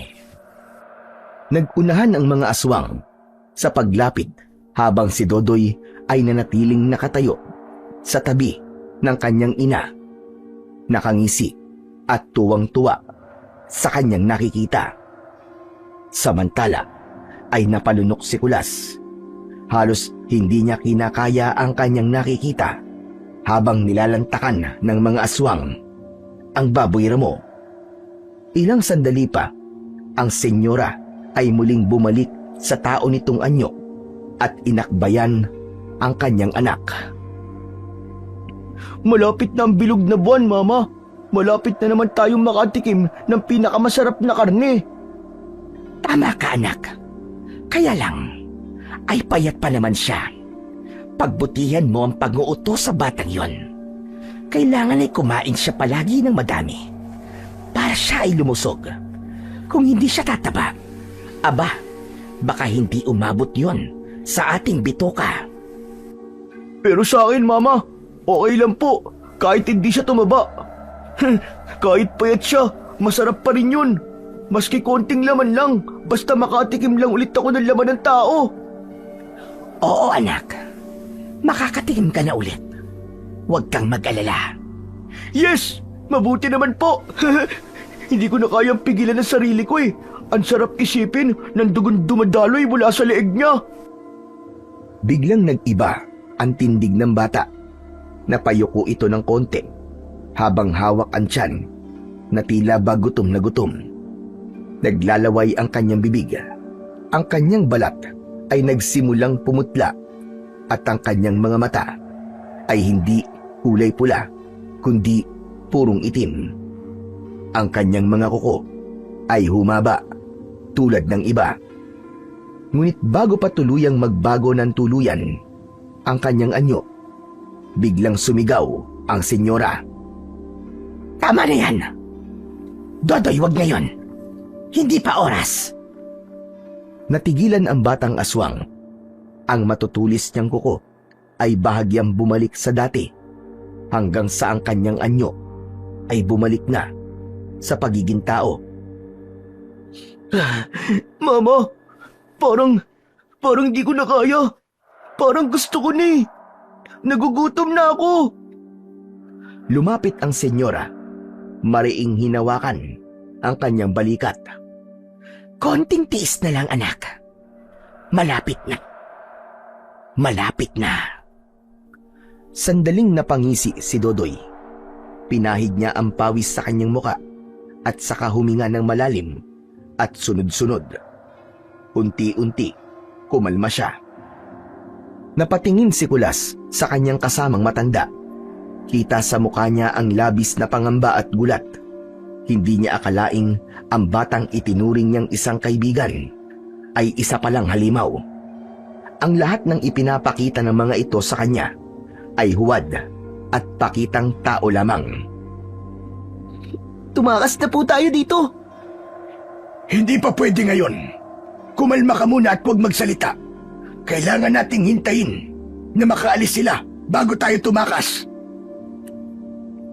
Biglang napayuko si Kulas nang makitang biglang lumingon sa direksyon nila ang isang aswang. Mabuti na lamang at biglang nagsalita ang senyora. Naagaw nito ang atensyon ng halimaw. Maya-maya pa, nagsimulang umalingaw-ngaw ang sabayang pag-alulong nila. Malakas, matinis, at tila nakakayanig ng paligid. Ang tunog ay parang daing ng mga nilalamon na kaluluwa. Pagkatapos nito, nagsimulang isa-isa na silang nagsipag-alisan at umuwi sa kani-kanilang mga bahay. Ang maingay na paligid kanina ay biglang nilamon ng kakaibang katahimikan. Nang masiguro na wala na ang mga aswang, ay lumabas na sila sa kanilang pinagtataguan. Kulas, ano ng plano mo ngayon? Babalik ka pa ba doon? Hindi na po. Alam ko na po ang totoo. Hindi ko na po kayang pagkatiwalaan kahit isa sa kanila. Mabuti naman at natuto ka. Kung ganun, kailangan na nating umalis habang may pagkakataon pa. Tumango si Kulas at sabay silang naglakad. Ngunit sa mismong pagtalikod nila, biglang lumitaw sa kanilang harapan si Dodoy. Kulas, ano ginagawa mo dito? Bakit mo kasama ang matandang yan? Dahan-dahang lumapit si Dodoy. Huwag kang lalapit. Lumayo ka. Bakit? Takot ka sa akin? Hindi naman kita sasaktan ah. Dodoy, parang awa mo na. Tigilan mo na kami. Hayaan mo na kaming makatakas. Hindi pwede, Kulas eh. Hindi pwedeng mawala ka. Ikaw ang magiging espesyal naming handa sa kabilugan ng buwan. Diyan ka lang. Sinabi ko na sa'yo huwag kang lalapit ha. Wala kang makukuha sa akin. Ang tapang mo ah. Pero kita ko sa mga mata mo, nanginginig ka na sa takot. Oo, natatakot ako. Pero mas matindi ang pagkamuhi ko sa ginawa nyo. Mga halimaw kayo! Mga halimaw! Halimaw? Tama ka, Kulas. Pero alam mo bang, masahol pa ako sa sinasabi mong halimaw? Ha? Anong ibig mo sabihin, Dodoy? Matagal na akong di nakakakain ng karne ng batang katulad mo, Kulas. Lahat ng batang naliligaw dito sa amin, nais ko lang malaman mo na ako ang pumatay sa kanila. Ako ang unang tumitikim sa kanilang dugo. At ako din ang kumakain ng kanilang puso. Hayop ka, Dodoy. Napakasama mo. Isa kang demonyo. Ikaw! Ikaw ang pumatay sa apo kong si John! Ah, lolo ka pala ni June. Oo, ako nga. Ako ang pumatay sa kanila. At sa bawat batang napapatay ko, nagkakaroon ako ng tropeyo. Tropeyo? Oo, ang mga manikang kahoy na nakita mo, yun ang mga tropeyo ko. Bawat manika, may pangalan ng batang pinatay ko. Hayop ka. Hindi ka tao. Tama ka, hindi naman talaga ako tao eh. At ikaw, Kulas, hindi ka pwedeng umalis. Dahil ikaw ang magiging paborito kong tropeyo. Walang makakalabas dito ng buhay. Mabilis na nagbago ng kanyang anyo si Dodoy. Naging mabangis itong aswang at diretsong sinugod nito si Kulas. Ngunit naging maagap si Mang Hilario. Agad niyang hinugot ang kanyang gulok at hinarap si Dodoy. Kulas! Tumakbo ka na! Ako nang bahala dito! Bilisan mo! Po, hindi pwede. Hindi ko po kayo iiwan dito, Tatang. Agad na naglaban si Mang Hilario at ang batang aswang. Malakas ang banggaan ng gulok at ang matatalim na kuko ni Dodoy. Ngunit makalipas ang ilang sandali, napansin ni Kulas na hirap ang matanda. Humihingal ito at bawat galaw ay tila mabigat at mabagal. Kinagat ni Kulas ang kanyang labi. Halatang desperadong makatulong. Ngunit wala siyang sandata kaya hindi siya makakilos. Hanggang sa naalala niya ang palakol na nakita niya kanina sa loob ng kuweba. Ang palakol na ginamit pampatay sa kasamaan ng mga aswang. Oo nga pala. Ang palakol. Kailangan ko makuha ang palakol. Dali-dali siyang tumakbo, papasok sa madilim na kuweba. Nanginginig ang kanyang katawan, ngunit sa mismong sandaling yun, biglang nagliwanag ang kanyang medalyon. Inilabas niya ito sa loob ng kanyang kamiseta, at ang liwanag nito ay sapat na para makita niya ang kaloob-looban ng kuweba. At ang liwanag nito ang isang himalang nagbigay sa kanya ng kakaibang lakas. Nagpatuloy siya hanggang sa marating niya ang dulo at doon ay nakita niya ang isa pang tila maliit na altar. Doon nakapatong ang palakol. Napapalibutan ito ng mga natuyong patak ng itim na kandila.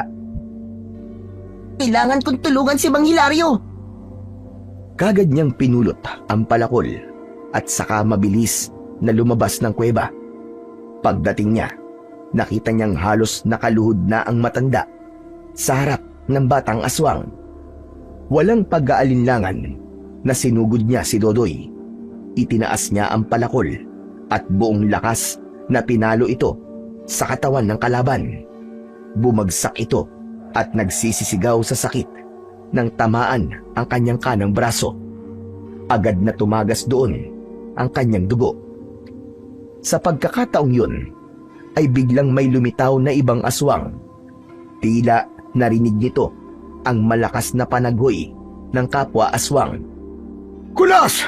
Sa likod mo! Mabilis na lumingon ang bata. Agad niyang iwinasiwas ang palakol sa papalapit na aswang. Tumama ito sa dibdib ng halimaw. Umungol ito ng malakas at bago pa makaganti, bumagsak na itong walang buhay. Huminga ng malalim si Kulas. Mahigpit ang kapit niya sa palakol. Ramdam na ramdam niya ang malakas na tibok ng kanyang puso. Hindi dahil sa takot, kundi sa kakaibang tapang na nararamdaman niya buhat ng mahawakan ang palakol. Napatingin siya sa sandata at napansin na tila nahahawaan ito ng liwanag mula sa suot niyang medalyon. Kasabay nun ay naramdaman niyang mas lalong nadagdagan hindi lang ang kanyang tapang, kundi maging ang kanyang lakas. Napagtanto nilang tatlo, siya, ang medalyon at ang palakol ay tila nagkakaisa at nagsasanib puwersa. Napatingin siya kay Dodoy. Kailangan mo ng pagbayaran ng lahat ng naging kasalanan mo, Dodoy. Demonyo ka! Bakit? Papatayin mo ko? Kaya mo ba? Sige, subukan mo. Tignan natin kung hanggang saan ang tapang mo. Las iyo, huwag mo nang patagalin yan. Tapusin mo na siya. Itinaas ni Kulas ang mahiwagang palakol. Napatitig siya kay Dodoy na noon ay hirap na sa kanyang kalagayan. Ano pang hinihintay mo? Patayin mo na! Wala yang karapatang mabuhay! Isa yang halimaw! Sandali! Huwag, Kulas! Huwag mo akong patayin! Bata pa ako! Ayoko pa mamatay! Natigilan siya. Tila nanigas ang kanyang mga kamay hanggang sa unti-unting ibinaba niya ang palakol. Hindi ko kayang gawin, Mang Hilario. Hindi ko kayang pumatay ng isang tao na walang laban. Sa katulad ko, bata lang po siya. Baka may pag-asa pa siyang magbago. Pag-asa? Ano ba pinagsasasabi mo? Huwag kang maawa dyan. Hindi tao yan. Huwag kang papalinlang sa mga luha niyan at pagmamakaawa. Isipin mo na lang ang mga naging biktima niya, iyo. Hindi ba't nagmakaawa din ang mga yon sa kanya? Pero anong ginawa niya? Pinatay niya pa rin. Pero, kung hindi mo yan tatapusin, tayo ang mamamatay, iyo. Patayin mo na siya! Dahil sa patuloy nilang pagtatalo, hindi nila napansin ang biglang paglapit ni Dodoy kay Mang Hilario. Bigla na lang nitong sinunggaban ang balikat ng matanda. Mang Hilario! Nang makita ni Kulas na nasa panganib ang matanda, mabilis siyang kumilos. Itinaas niya muli ang palakol at buong lakas na ipinalo sa batang aswang. Bumaon ito ng gusto sa noo ni Dodoy. Nabuwal siya. Umagos ang dugo at hindi na kumilos pa. Diretso itong bumagsak sa lupa at unti-unting nawalan ng buhay. Salamat naman at iniligtas mo ko, iho. Napakapit sa kanyang balikat ang matanda. Halatang iniinda nito ang kanyang sugat. Patawad po, Mang Hilario. Kung hindi po dahil sa akin, hindi po kayo masasaktan. Kung nakinig lang po sana ako sa inyo kagad, hindi po mangyayari to. Huwag mong akuin ang sisikulas. Walang may gusto sa nangyari. Ang mahalaga ngayon ay ligtas tayo. Ligtas pa tayo. Po, ano pong ligtas pa tayo? Ano pong ibig yun sabihin? Ligtas pa tayo sa ngayon. Alam mo, mabuti pa yung umalis na kagad tayo dito. Kailangan makalayo na kagad tayo dito bago pa sila bumalik. Dahil kapag nalaman ng babaeng yun ang nangyari sa kanyang anak, siguradong papatayin niya tayong dalawa. Pagkasabi nun, ay agad silang naglakad papalayo. Hindi na sila lumingon pa sa kinaroroonan ng bangkay ni Dodoy. Saan po tayo pupunta, Mang Hilario? Basta sumunod ka lang sa akin. Kailangan natin dumaan muna doon bago tayo tuluyan lumayo. May mga kukunin lang ako. Tumango na lang si Kulas. Nagpatuloy pa sila sa paglalakad hanggang sa narating na nila ang lugar kung saan may nakatayong isang maliit na kubo. Ito ang bahay ko, Kulas. Halika, dali. Pumasok ka. Pumasok na silang dalawa. Agad na napansin ni Kulas ang mga bagay na nasa loob ng kubo. May mga nakasabit na ulo ng mga hayop, malalaki at tila mababagsik. Napatitig siya ng matagal sa mga ito. Ano po ang mga ulo na yan? Parang hindi po sila pangkaraniwang hayop lang. Tama ka. Hindi nga sila pagkaraniwang mga ulo lang. Dahil ulo yan ng mga aswang na napatay ko. Kapag may nakikita kong aswang na nahiwalay sa mga kasama niya, tinutugis ko yun at pinapatay. Tapos ay pinupugutan ko sila ng ulo. Kinukolekta ko at inuuwi ko dito sa bahay. Alam mo, kapag nakikita ko mga yan, parang pakiramdam ko, unti-unti kong naipaghiganti ang apo ko na pinatay nila. Natamimi si Kulas. Doon niya lang napagtanto kung gaano kabigat ang pasan ng matanda. Dahan-dahang napaupo si Mang Hilario sa maliit na upuan. Hawak niya pa rin ang kanyang balikat hanggang sa hindi niya na napigilan ang kanyang emosyon. Pumatak ang luha sa kanyang mga mata. Sa sandaling yun, naawa si Kulas sa matanda. Nilapitan niya ito at naupo sa tabi. Sa wakas, nakabawi na rin ako. Nabigyan na ng hustisya ang apo ko. Kaya lang, hanggang ngayon, hinahanap ko pa rin ang presensya niya. Nalulungkot pa rin ako kapag naaalala ko siya. Mang Hilario, alam niyo po bang wala na akong pamilya? Mag-isa na lang din po ako na nabubuhay dito sa mundo. Kung gusto niyo po, ako na lang po maging apo niyo. Napatitig ang matanda kay Kulas. Saglit siyang natigilan, pero maya-maya pa, sumilay ang ngiti sa kanyang labi. Aba, oo naman. Pwedeng-pwede iyo. Simula ngayon, apo na kita. Halika nga, pwede ba kitang yakapin? Nagyakap silang dalawa. Doon naramdaman ni Kulas ang init ng yakap ng isang lolo na hindi niya naranasan kailanman. Salamat! Salamat, Kulas! Ngunit bago pa man sila magpatuloy sa pag-uusap, biglang umalingaw-ngaw sa buong kagubatan ang isang napakalakas na sigaw. Isang nakakakilabot na panagoy. Malakas, mahaba, at halos nakakabingi. Yumanig din ng bagya ang paligid at ang mga hayop sa gubat tulad ng mga ibon ay nagsiliparan sa takot. Hala, Lolo, ano pong tunog yun? Ang senyora, malamang ay nalaman niya na ang nangyari sa kanyang anak. Sigurado kung ano man sandali, ay hahanapin na nila tayo. Tutugisin nila tayo. na parang mga hayop. Ano pong gagawin natin, Lolo? Wala na tayong oras. Kukunin ko lang ang ilang gamit ko at aalis na tayo dito. Agad na kinuha ni Mang Hilario ang ilang gamit sa kubo at isinukbit ang kanyang gulok. Si Kulas naman ay mahigpit na hinawakan at binitbit ang hawak niyang palakol. Ramdam nilang pareho ang panganib na paparating. Lumabas sila ng kubo.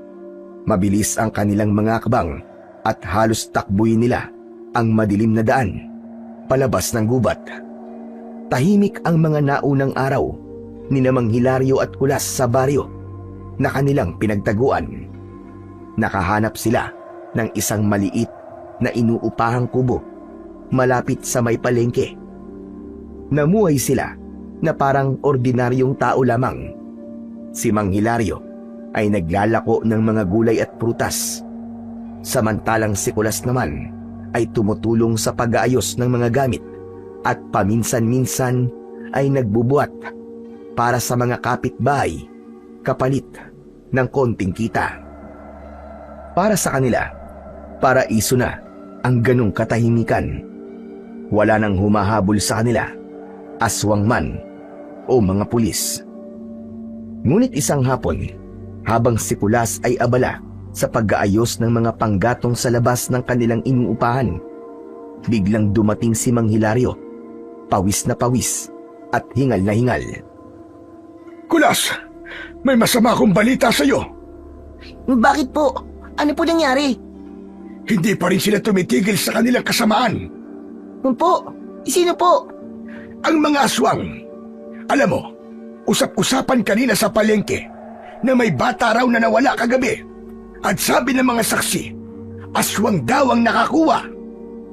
Mga aswang? Nakaabot na po sila dito? Natuntun na po kaya tayo? Sa palagay ko ay hindi pa.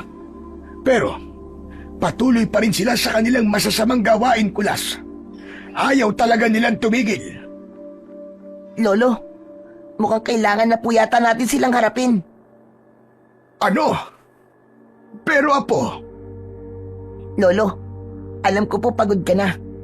Ako man po, gusto ko na sanang mabuhay ng tahimik. Pero kung totoo man na muling pumapatay na naman ng inosenteng bata ang mga aswang, hindi pwedeng wala po akong gawin.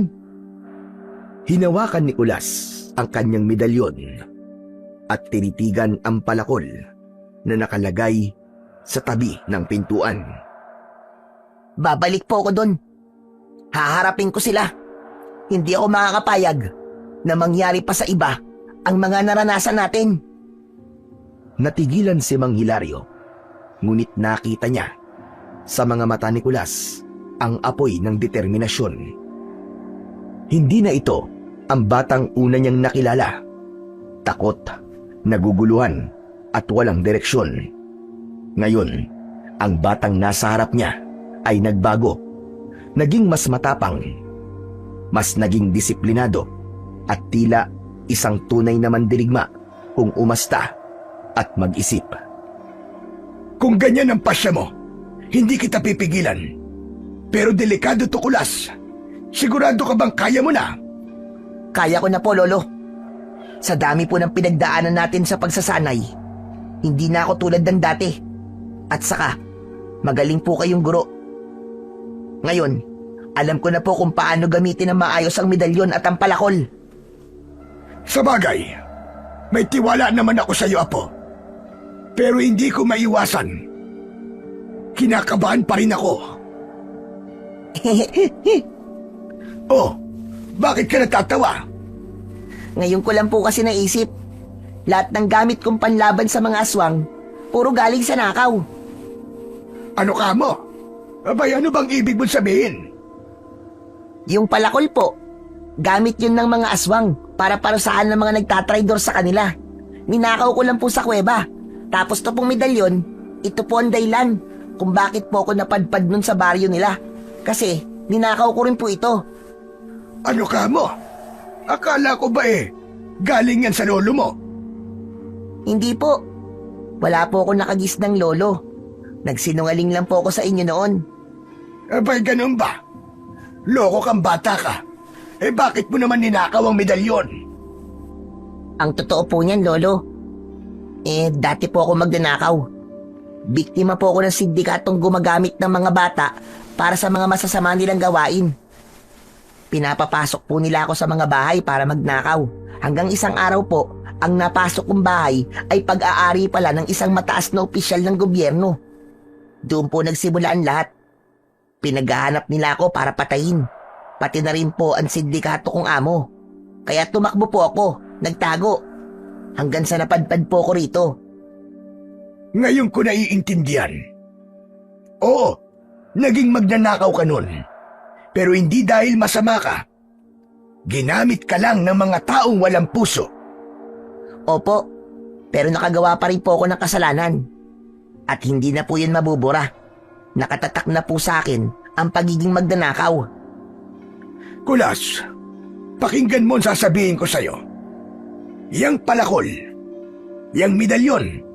Oo, hindi yan talaga sa'yo. Pero may dahilan kung bakit napunta yan sa kamay mo. Hindi aksidente ang lahat. Anong dahilan, Lolo? Para magbigay ng kapangyarihan? Para makapatay ng mga aswang? Hindi lang basta kapangyarihan na po. Yan ang paraan ng Panginoon para ilayo ka sa landas ng kasamaan. Binibigyan kanya ng pagkakataon na magbago, na patunayan na hindi ka lang batang ginagamit ng iba, na ikaw mismo kaya mong piliin kung ano ang tama at kaya mong maging bayani. Bahagyang napatango si Kulas. Nakaramdam ng bigat at pananabik. Kung totoo po yan, Lolo, hindi ko nasasayangin. Gagamitin ko po ang mga bagay na to para makagawa po ng mabuti, para mailigtas sa mga nangangailangan, para matigil na rin po ang sakit na dulot ng mga halimaw na yon. Ngumiti si Mang Hilario. Bakas ang pag-asa sa kanyang mga mata. Aba, ayos ah! Magandang sinabi mo. Hayaan mo, ipagdarasal kita sa bawat hakbang mo. Hangad ko ang iyong tagumpay, Apo. Salamat po, Lolo. Lumapit si Mang Hilario at marahang hinawakan ang balikat ni Kulas. Kung tutuloy ka, sasama ako sa'yo. Hindi kita pababayaan, Kulas. Huwag mong isipin na mag-isa ka sa laban na to. Ngunit bahagyang nag-alala si Kulas at napatingin sa matanda. Pero Lolo, baka naman po mapahamak kayo. Hindi ko po mapapatawad ang sarili ko kapag may masamang nangyari sa inyo dahil po sa laban na to. Tumawa ng mahina si Mang Hilario at puno ng tapang ang tinig. Hindi ako takot mamatay, Apo. Sa tanda ko ba namang ito? Marami na akong nakitang iba't ibang uri ng kasamaan. Isa pa, mas gugustuhin ko pang mamatay na lumalaban kaysa manahimik habang sinisira ng mga halimaw ang ating buhay. Pero Lo, wala ng pero-pero, Apo. Magkasama nating tatapusin ang kasamaan ng mga nilalang na yon. Hindi ka mag-iisa. Tandaan mo, kahit anong dilim, basta't may iisang paniniwala at tapang, kaya nating gapiin ang kasamaan. Habang naghahanda sina Mang Hilario at Kulas, biglang may dumating na mga tao na naging kaibigan nila sa baryong yun. Agad na nagtanong ang mga ito kung saan sila papunta at mukhang gayak na gayak daw na parabang sasabak sa matinding laban. Agad na ipinaliwanag ni Mang Hilario sa kanila ang kanilang plano na pagsugod sa baryo ng mga aswang. Nang malaman nila ito, agad silang nagsabi na gusto rin nilang sumama, na handa rin silang tumulong at makipaglaban. Ayon sa kanila, matagal na rin talaga silang ginugulo ng mga nilalang na yon. Isa sa kanila ang nagsabing noon daw ay dinukot ng aswang ang kanyang kapatid, si Ana, at hindi na ito nakabalik sa kanila. Sa sandaling yon, naging malinaw na hindi lamang laban ni Mang Hilario at Kulas ang kanilang haharapin, kundi laban ng lahat.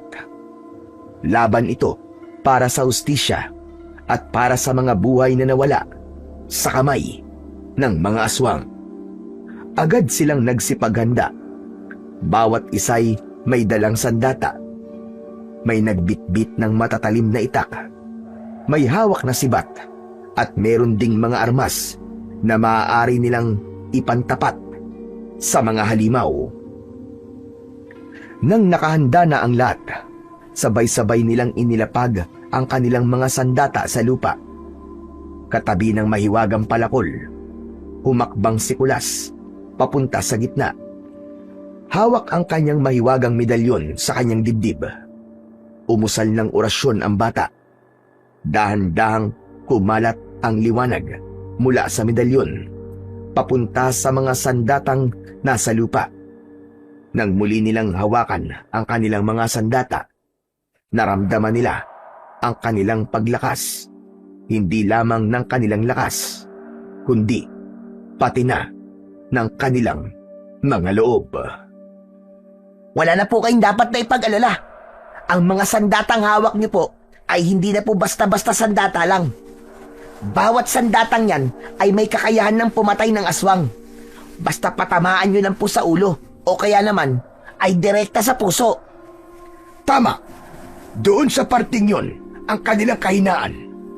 Kapag tinamaan nyo sila sa puso o sa ulo, agad silang mamamatay. Tumango ang mga kasama nila. Bakas ang determinasyon. Maya-maya pa ay may nagtanong kung ano ang kanilang magiging plano at kung paano sila susugod. Doon tayo dadaan sa gilid ng kagubatan para hindi kagad tayo mapansin. May ilang biglang kinabahan. Huwag kayong matakot o kabahan. Sama-sama tayong lalaban mga kasama. At siya nga pala, hindi lang lakas ang gagamitin natin, kundi diskarte at talas ng utak. At sinimulan na nga nilang magplano kung paano ang kanilang magiging kilos. Nang ayos na ang lahat, nagsimula na silang maglakad papunta sa lugar ng mga aswang. Handang-handa na sila sa laban.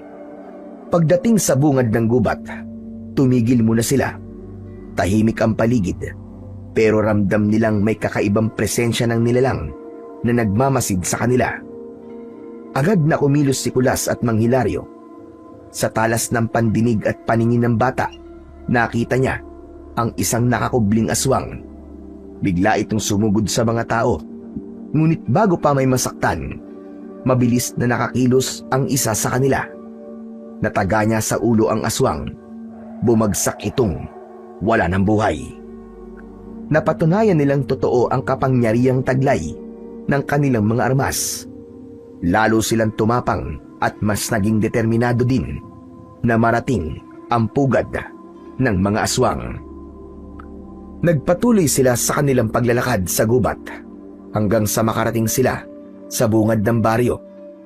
Abala ang mga tao sa paligid ni hindi nila napansin ang kanilang pagdating. Lolo, bakit ganito? Ano po nangyari sa lugar na to? Hindi ko rin alam. Natigilan ang lahat. Tila napako sa kanilang kinatatayuan. Ang baryo na dati ay parang ordinaryong lugar lang, ngayon ay nagmistulang isang lugar ng kamatayan. Ang mga kubo ay sira-sira, ngunit ang mas nakapagbigay ng kilabot sa paligid ay ang mga nakasabit na kalansay ng tao at mga bangkay ng hayop na nakatusok o nakapulupot sa mga kawayan. Nakahanay ito sa gilid ng daan. Ang ilan sa mga bungo o katawan na nakalagay doon ay parang bago pa lamang. May mga bakas pa ng dugo at buhok na nakadikit.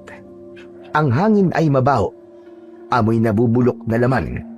Nakakasulasok.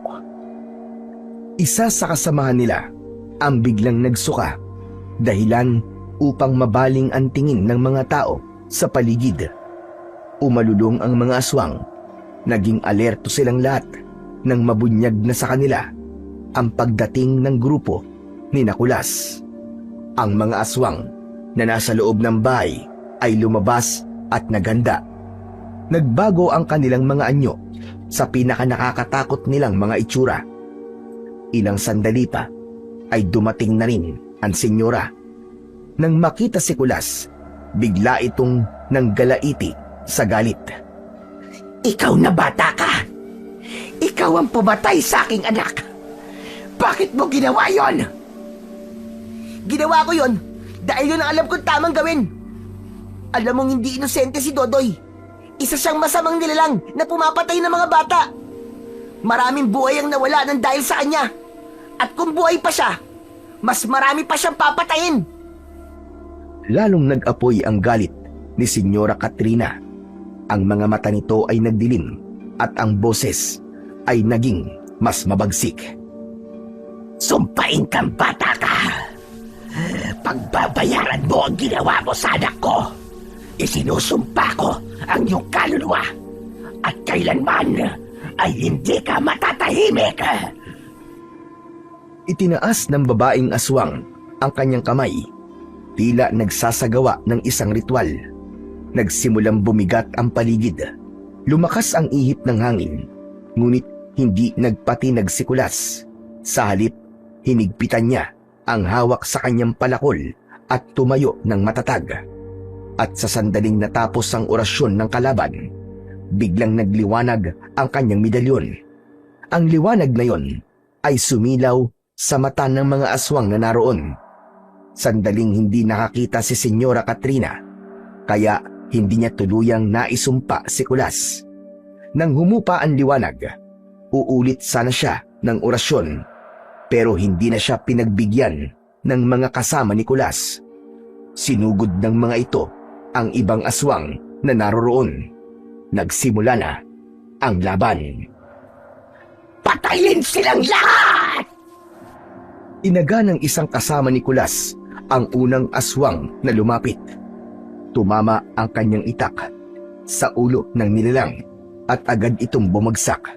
Sa kabilang banda, sinibat ng isa pa ang aswang na dumiretso sa kanya at nang tumama sa dibdib, agad itong namatay. Ang mga sandatang may basbas mula sa medalyon ay nagbigay ng lakas sa bawat isa. Ngunit hindi naging madali ang lahat. Ang ilan sa kanila ay natamaan ng matutulis na kuko ng mga aswang. Ang dugo ay nagtilamsikan sa lupa at ang mga sigaw ng sugatan ay humalo sa ingay ng laban. Isa sa mga kasama ang tinamaan sa balikat, ngunit bago pa siya tuluyang malapa, agad namang sumaklolo si Lolo Hilario at tinaga ang aswang sa leeg. Sa gitna ng kaguluhan, lumapit ang dalawang malalaking aswang kay Kulas. Mabilis niyang iniwasan ang unang atake at ibinagsak ang palakol sa ulo ng isa. Sumabog ang dugo at agad itong bumagsak. Ang isa naman ay tumalon upang sakmalin siya. Ngunit itinapat niya ang medalyon at biglang nagliwanag yon. Napaatras ang aswang at doon niya sinamantala ang pagkakataon. Isang malakas na hampas ng palakol ang tumama sa dibdib nito at natapos ang buhay ng nilalang. Lalo pang dumami ang kalaban. Ang lupa ng baryo ay nabalot ng dugo ng mga nilalang na napaslang. Ang ilan sa mga kasama ay nabuwal, sugatan o wala ng buhay. Ngunit kahit ganun, patuloy pa rin silang lumaban. Ang tapang at galit ay nagbigay sa kanila ng karagdagan lakas. Samantala, nakatayo sa malayo ang senyora. Pinagmamasdan ang nangyayari. Nang makita niyang unti-unti silang natatalo, sumigaw siya at sumugod kay Kulas mismo. Ang kanyang katawan ay nagbago. Mas lalo siyang lumaki. Ang mga kuko niya ay mas sumaba. Tumalon ang senyora at sinakmal siya. Ngunit nasalag niya ng palakol. Ang lakas ng kanilang banggaan ay umalingaw-ngaw sa paligid. Sinubukan siyang sakalin ng senyora, ngunit biglang lumiwanag ang kanyang medalyon. Ang liwanag na yon ay dumaloy papunta sa palakol at lalo itong kumislap. Mabilis na inatake ni Kulas ang senyora. Tinamaan ito sa braso at halos maputol yun. Nagsisisigaw ang nilalang, ngunit hindi pa rin umatras. Tinangkang sakmalin si Kulas sa leeg, ngunit naiwasan niya yun at itinarak niya ang palakol sa dibdib nito. Hindi pa rin tuluyang bumagsak ang senyora at lalo pang nagngit-ngit sa galit. Sa puntong yun, lumapit si Mang Hilario at sumigaw upang bigyan si Kulas ng lakas ng loob. Kulas! Huwag kang bibitiw! Tapusin mo na siya! Ito na ang katapusan mo! Senyora! Lumapit siya sa senyora at pinalakol ang ulo nito. Kasabay ng huling sigaw, bumagsak ito sa lupa at nawalan ng buhay. Wala na sila! Tapos na ang kalbaryo natin! Napabuntong hininga si Kulas nang marinig ang sinabing yun ni Mang Hilario. Pagkaraan ng ilang sandali ay biglang napangiti. Napagtanto niyang sila ang nagwagi sa gera. Nanalo sila dahil sa kanilang pagkakaisa.